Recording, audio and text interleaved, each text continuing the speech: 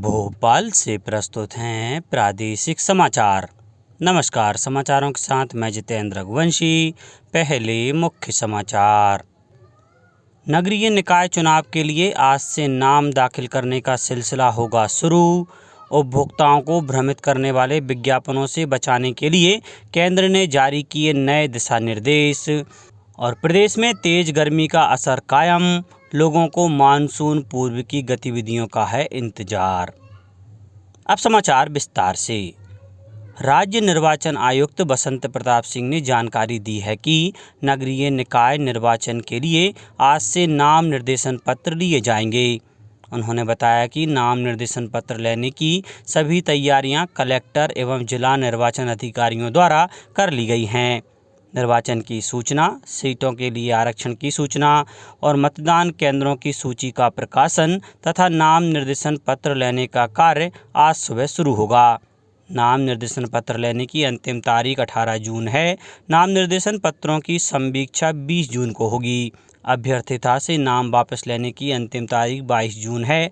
इसी दिन अभ्यर्थियों को निर्वाचन प्रतीकों का आवंटन होगा। प्रथम चरण का मतदान 6 जुलाई और दूसरे चरण का मतदान 13 जुलाई को सुबह 7 बजे से शाम 5 बजे तक होगा। प्रथम चरण के मतदान की मतगणना और परिणामों की घोषणा 17 जुलाई और दूसरे चरण के मतदान की मतगणना और परिणामों की घोषणा 18 जुलाई को सुबह 9 बजे से होगी। निर्वाचन 347 नगरीय निकायों में होगा। इनमें नगर पालिक निगम 16, नगर परिषद 76 और 255 नगर परिषद हैं। आयोग द्वारा 347 नगरीय निकायों के पार्षद और 16 नगर पालिक निगमों के महापौरों का निर्वाचन प्रत्यक्ष प्रणाली से कराया जा रहा है। केंद्र सरकार ने उपभोक्ताओं को उत्पाद और सेवा के बारे में भ्रमित करने वाले विज्ञापनों से बचाने के लिए नए दिशा निर्देश जारी किए हैं। ये दिशा निर्देश कल से लागू हो गए। नई दिल्ली में पत्रकारों से बातचीत में उपभोक्ता मामलों के मंत्रालय में सचिव रोहित कुमार सिंह ने कहा कि नए दिशा निर्देश न केवल उपभोक्ता के हितों की रक्षा करेंगे बल्कि उद्योग को विज्ञापनों की वास्तविकता के बारे में भी समझाएंगे। श्री सिंह ने कहा कि यदि किसी उत्पाद के बारे में विज्ञापन में दिशा निर्देशों का उल्लंघन होता है तो उनके खिलाफ केंद्रीय उपभोक्ता संरक्षण प्राधिकरण सख्त कार्रवाई करेगा। मंत्रालय में अतिरिक्त सचिव निधि खरे ने बताया कि प्राधिकरण की स्थापना के बाद से भ्रामक प्रचार के लिए निर्माताओं या विज्ञापन देने वालों को करीब 113 नोटिस भेजे गए हैं। मुख्यमंत्री श्री शिवराज सिंह चौहान ने विश्व भूगर्भ जल दिवस की शुभकामनाएं दी हैं। सोशल मीडिया से दिए गए संदेश में मुख्यमंत्री श्री चौहान ने कहा कि जल बचाएं तो जीवन समृद्ध होगा। भूजल स्रोत तेजी से रसातल में जा रहा है। बढ़ते प्रदूषण और अंधाधुंध जल दोहन के कारण स्वच्छ जल की उपलब्धता अत्यंत कम होती जा रही है। हमें यह स्वीकार करना होगा कि जल है तो कल है। मुख्यमंत्री श्री चौहान ने कहा कि हमें वाटर हार्वेस्टिंग से भूजल स्तर को रिचार्ज करना होगा। वर्ल्ड ग्राउंड वाटर डे पर हम सभी जल के सदुपयोग, वर्षा की हर बूंद को संचित करने, जल संरक्षण के सभी उपाय अपनाने और अधिकाधिक पौधे लगाने का संकल्प लें। केंद्र सरकार के शहरी और विकास मंत्रालय द्वारा 100 स्मार्ट सिटीज़ की मई माह की जारी रैंकिंग में देश भर में जबलपुर ने 11वां स्थान हासिल किया है। वहीं इंदौर पहले स्थान पर रहा, जबकि दूसरे स्थान पर सूरत और 5वें स्थान पर भोपाल ने अपनी जगह बनाई। अपनी रैंकिंग में सुधार कर जबलपुर स्मार्ट सिटी लिमिटेड ने 17 स्थानों की छलांग लगाकर 11वां स्थान हासिल किया। वहीं प्रदेश में शहर का तीसरा स्थान रहा। सरकार द्वारा रैंकिंग जारी करने के लिए गाइडलाइन तय की गई हैं, जिसके आधार पर शहरों की रैंकिंग जारी की जाती है।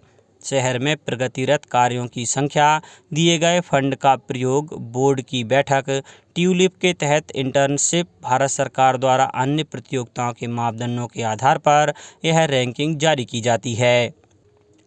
कोयला मंत्रालय ने वर्ष 2022-23 के लिए कार्य योजना को अंतिम रूप दे दिया है। कार्य योजना 15 महत्वपूर्ण क्षेत्रों, जिनमें ग्रे हाइड्रोजन, ऊर्जा परिवर्तन, कोयला खदानों का पुनर्गठन, भविष्य निधि संगठन, कोयला निकासी और कोयला मूल्य निर्धारण सुधारों के लिए नियामक तंत्र बनाना शामिल है।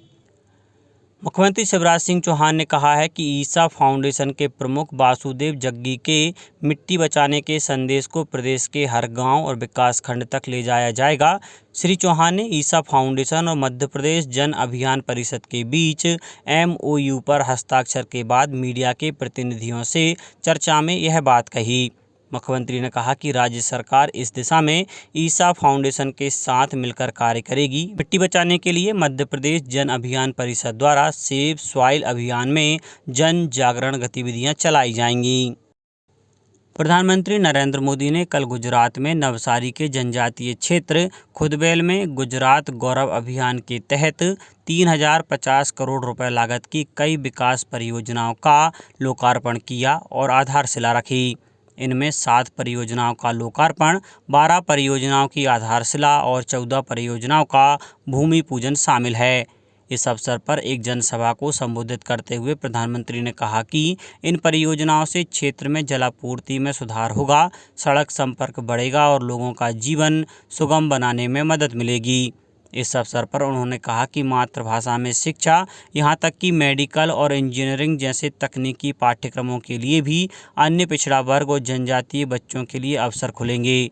उन्होंने कहा कि सरकार ने कल्याणकारी योजनाओं के माध्यम से गरीबों के 100% सशक्तिकरण के कार्यक्रम की शुरुआत की है। श्री मोदी ने कहा कि सरकार लोगों और कई नए क्षेत्रों को विकास प्रक्रिया और आकांक्षाओं से जोड़ने में सफल रही है। स्वास्थ्य और परिवार कल्याण मंत्रालय ने प्रदेशों को कोविड महामारी के खिलाफ अपनी सुरक्षा कम न करने की सलाह दी है। कुछ राज्यों में कोविड के बढ़ते मामलों को देखते हुए यह परामर्श जारी किया गया। राज्यों को लिखे पत्र में स्वास्थ्य और परिवार कल्याण मंत्रालय के सचिव राजेश भूषण ने कहा कि पिछले 2 हफ्तों में कोविड मामलों में वृद्धि देखी गई है।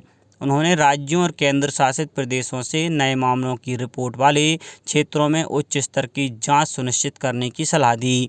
उन्हें संक्रमण फैलने के शुरुआती संकेत मिलने पर सभी स्वास्थ्य केंद्रों में इन्फ्लुएंजा जैसी बीमारी और गंभीर तीव्र श्वसन संक्रमण SARI मामलों की नियमित रूप से निगरानी बढ़ाने की सलाह दी है। प्रदेश में नगरीय निकाय चुनाव को लेकर राजनीतिक सरगर्मियां तेज हो गई हैं। प्रदेश के 16 नगर निगमों के चुनाव के लिए आज अधिसूचना जारी होगी और इसके साथ ही नामांकन की प्रक्रिया भी शुरू हो जाएगी। दोनों ही प्रमुख दलों भाजपा और कांग्रेस महापौर प्रत्याशियों के चयन में जुटे हैं। कांग्रेस ने प्रदेश के 16 नगर निगम में से 15 में महापौर पद के प्रत्याशियों की घोषणा की है। विश्व रक्तदाता दिवस पर 14 जून को प्रदेश में विकास खंड से लेकर ग्राम स्तर तक कार्यक्रम होंगे। इन कार्यक्रमों के संबंध में स्वास्थ्य आयुक्त डॉक्टर सुदाम खाड़े ने समस्त कलेक्टर, मुख्य चिकित्सा एवं स्वास्थ्य अधिकारी, सिविल सर्जन को निर्देश दिए हैं।